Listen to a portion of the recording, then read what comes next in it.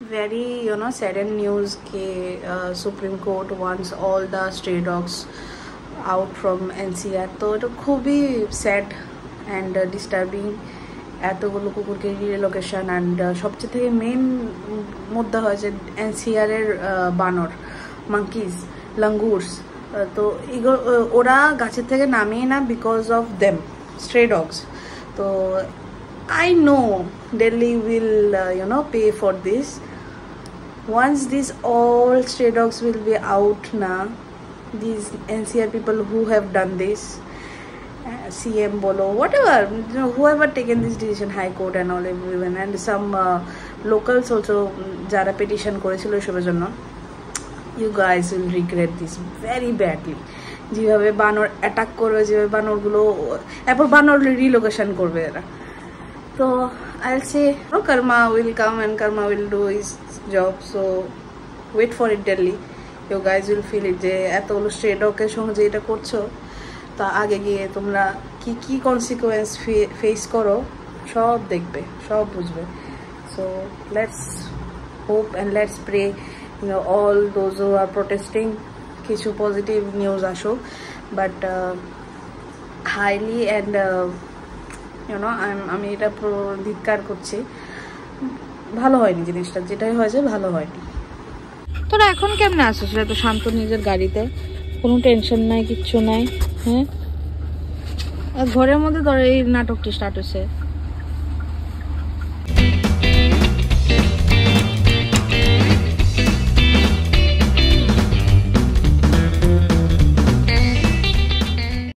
Hey guys, welcome back to my channel.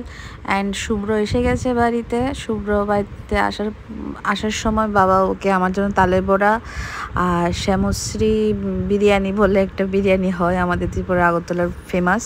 তো it's a restaurant Shyamashree. তো there biryani is very famous. It's yellow rice, yellow pulao with chicken কষা. তো we call it biryani in our Agartala.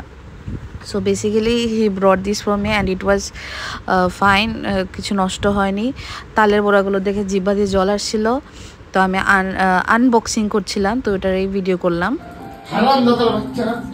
খুলেছিল কম দুষ্ট হইছস তো তারে ঢুকাইলা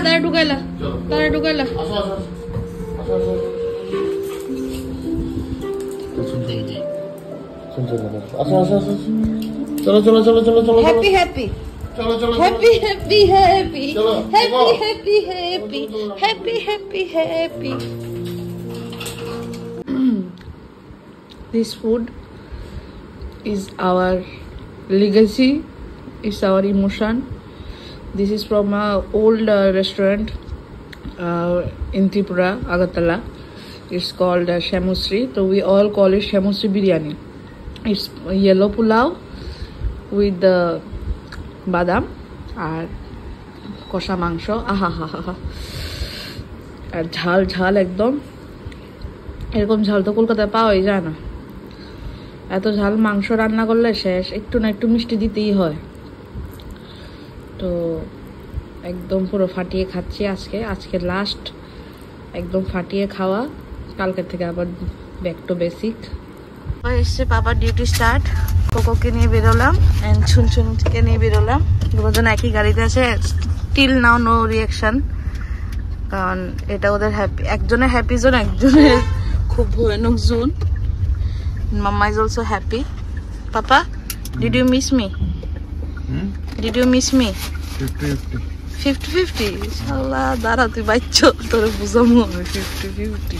রাত্রে আমরা এমনি সেপারেট হসপিটাল গেছিলাম. চুপ কর, চুপ কর, সবই ব্লগিং.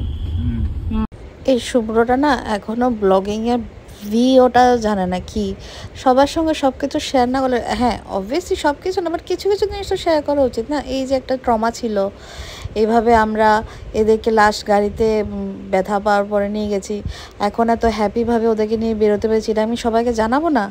আর দেখো কীভাবে শুভ্র নিজের হাতের মধ্যে কুকুর লিশটাকে ধরে রেখেছে, আর ছুন্নুকে আমি আমার বুকের সঙ্গে লাগিয়ে রেখেছি যাতে ও ভয় না পায়. আমি মিডলে বসেছি তবুও সেফটির জন্য, যাতে এরা হঠাৎ করে না লাগে.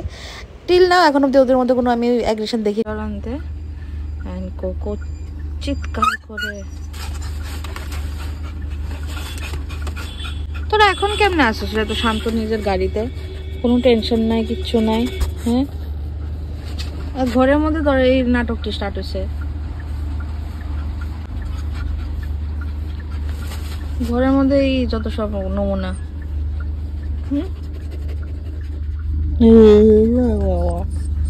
পাপা আসছে, পাপা আসছে। আমি কি করেছি জানো, শুভ্র আসার পরে এদেরকে খাইয়ে আমি ঘুমিয়ে গেছি।